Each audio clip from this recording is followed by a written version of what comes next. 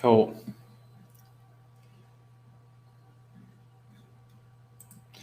Done. So today we're talking about, guys, we're talking about EVs. So we'll just wait for a few more people to join. We're just waiting on. We're talking about electric vehicles and going off. We get this question all the time. So we won't be a moment and we'll be going. So I actually want to just play this video here and get it rolling for a sec. Mid-force second range. It's a driving experience that's pure, unfiltered exhilaration from the moment you hit the accelerator. Oh, and it's an F-150. Introducing the all-electric F-150 Lightning, the smartest, most innovative F-150 we've ever built. Iconic F-150 capability meets advanced technology, meets electrification. For an experience that's more connected, more dynamic, and more unexpected than ever before. It's the quickest accelerating F-150 built yet, with the most targeted torque of any F-150 ever. It's one of the most thrilling rides we've ever built, truck or otherwise. But even when it's not being driven, it's still got the ability to amaze. Starting with Ford Intelligent Backup Power, which gives you the ability to offboard up to 9.6 kilowatts of power, enough to power a home for about 3 days. And with the available 9.6 kilowatt Pro Power onboard, you get 11 plugs with enough power to keep your mobile business running. Or if you've got a table saw, a blender, a circular saw, a fan, a can opener, a kettle, a slow cooker, and a juicer that need power, the F-150 Lightning is up to the task. Then, when the truck needs powering on the go, it's got access to the Ford Pass charging network. Easy to access, easy to customize, easy to pay for through the Ford Pass app. And at the front end of all this power, popping the hood has been completely redefined with the Mega Power Frunk, a walk-in closet that you can drive with 400 liters of storage, capable of hauling up to 400 pounds, standard with 2.4 kilowatts of power. Yes, it'll be really interesting with this here. In the States, normally what happens, if it's 2.4 kilowatt hours at 110 volts, normally we can use the same product because, they just normally series parallel, do some funny stuff on the back end, and it becomes a bigger inverter normally. So we'll see what happens if whether we can get here in Australia, whether we end up with a 4.8 kilowatt power from it. So with inverter, which is pretty cool. So this is just the back now. The watch, there's a bit more interesting information coming up. We're up front with 4 120 volt and 2 USB outlets. Storage that's customizable and lockable. The Mega Power Frunk is quite possibly the most useful innovation since the truck bed. Then, at the nerve center of all this capability, you get an available 15.5 inch. Yeah, this is one thing here which I think they really missed the mark on, is having that as portrait rather than landscape. So having it long ways across there. Tesla did in their first vehicles, and it's definitely the Model 3s have it landscape rather than portrait, and such a better vehicle. It's better to watch TV and stuff like that when you sit around your Tesla, which everyone does. Touchscreen, which can be used to activate 4 different drive modes and access an impressive range of productivity-enhancing technologies like Intelligent Range, which considers towing and payload, as well as terrain, traffic, and past driving behavior to automatically recalculate your range. You'll even program a new route if you need it. You also get an entire toolbox of available trailer tech. And most importantly, you get an F-150 Lightning with power-up, over-the-air software updates. That means you get a truck that's connected to engineers at Ford. If they find a way to enhance features, quality, experiences, capability, and convenience, it's possible to receive those updates wirelessly. Now, the F-150 Lightning runs nearly silently, but make no mistake, it's built for tough. Torture tested so it lives up to the F-Series standard. With the available extended range battery, Lightning has a targeted EPA estimate of 300 miles. Yes, this is EPA. It's not Ford that actually does the testing. It's a third party that does it. And this is my experience with these numbers. I can't remember the mile. I think my Tesla might be rated for 400 miles, which is about 620, 30 kilometers or something like that. and nowhere gets out. I actually get about 450 Ks. I'm happy, I'm really comfortable to say, right, I'll go on a 400 to 450 K range and know I can get there, and I've got a bit of battery left in. So, and especially towing with these things, loading them up. That's one thing in my electric vehicle. The minute you start towing with them, they chew so much more power.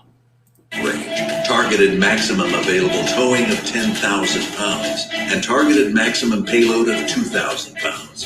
Then, when the workday is over, 100% charging overnight. And it's designed to look like a truck, because that's what it is. The next chapter of Ford F-Series, America's best-selling trucks for 44 years running. It's not just another new EV. It's over a century of innovation and human insight, manifested in a revolutionary new pickup. It's a trusted workhorse, made more thrilling and useful than ever. It's the moment when Ford took electric and turned it into lightning. It's the only all-electric truck that's built Ford tough. It's the all-new F-150 Lightning. Cool. So yeah, it's pretty cool. So the most common question we get asked on a weekly basis is, people want to install batteries to charge your electric vehicle. And so this is a point I sort of want to make. If you think about, I couldn't really find any real specs on this here, like the size of the battery and things like that. But just by going off the price, I'm going to guesstimate it's got somewhere between 100 and 130, 40 kilowatt hour battery pack, maybe even a little bit less. Because if you think as in Australia, you will pay about $14,000 for a Tesla Powerwall installed. Now, that's 14 kilowatt hours of battery storage. Now, if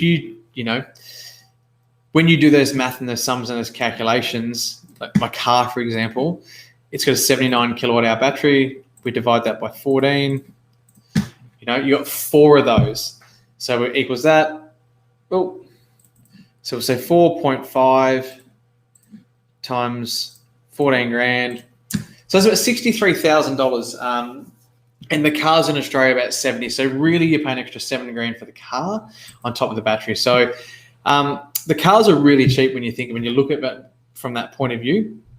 Now, I said I can't find any real specs on this here, but the best way to look at this, no use putting a 14 kilowatt hour battery pack in at home to try and charge your car with, because it's going to be at 10% of the battery capacity is all you're going to be able to do, maybe 5% from your home battery storage.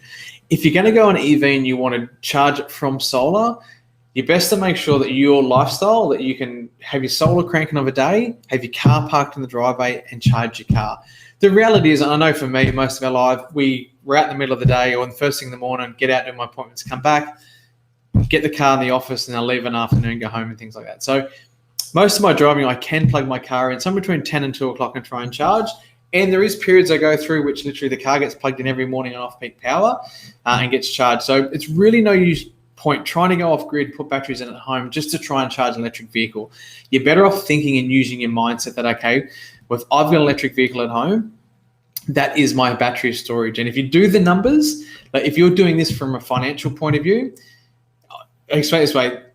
You don't go and buy an electric car to save money. It'll take you a long time to get your money back from doing that.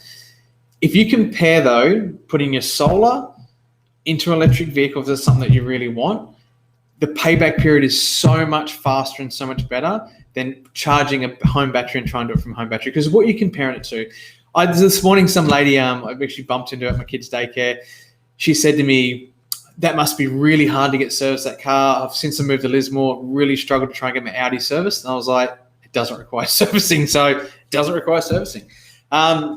She's really struggling to get an Audi service. So yeah, there's very little services and things like that. So the price, when you take in the service cost, the off time, downtime, not having your car, you're better off, if you want to do this from a financial point of view to save money, is to not put a home battery in, put a really big solar system, like huge, cover every single bit of your roof in solar and use this as your battery. You'll get better bang for your buck doing it that way and making it add up. But yeah, the numbers comparing the upfront cost of these cars, and this is actually crazy, the price, $39,000. I actually don't know what the real price of an F-150 is in the States. So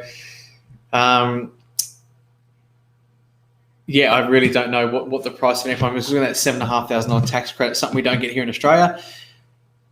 But yeah, the price here in Australia, if you're looking at I can just go up the numbers here in Australia, to go out and spend the $70,000 to $100,000 on an electric car, unless you do a lot of driving, you're a taxi driver or something like that, it just won't pay for itself. But you are looking to put a home battery in because you want to use more of your solar or something with, and you want to get an EV.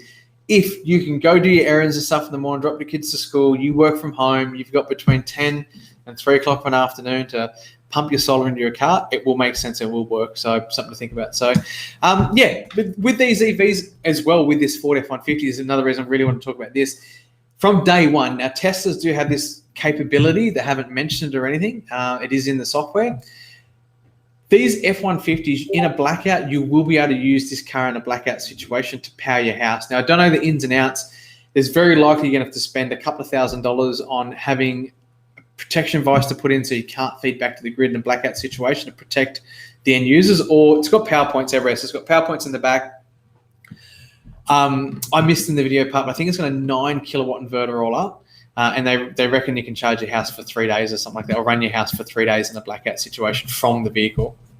So it's something to think about. Yeah, so the more and more vehicles come down the path, these are going to be your batteries. And ideally, if you can park in the driveway and charge it from home of a day, it's going to be awesome. So something to think about. I know Nissan Leafs have that technology available at the moment. And it's just in Australia for us, it comes down to rules and regulations of what we're allowed to connect the network and how we're allowed to make it work and things like that. So it's not going to be as simple as, you know, plug this into your house and when there's a blackout, you're going to have power. There is going to be infrastructure you're going to want to put in your house to protect, because it's all about protecting the linesman. If there's a grid failure, that these things cannot feed back to the grid. So something to think about. So, but really cool technology and exciting. And look, the reality is, yeah, if it was my choice, I would rather have this sitting in my driveway than a home battery storage parked in my house and using my car and my home battery storage for both. And I think the big problem with a lot of this over the years is cycle life. They've been worried about that. You know, if you're using the battery to run your house overnight, driving the car all day, you're just going to hammer the battery, which you will, because that battery is going to be red hot non-stop. It is going to be on. If it's not getting charged, it's getting discharged. The battery is going to be cycled hard. So I think it's the thing they've been concerned about, the warranties and things like that.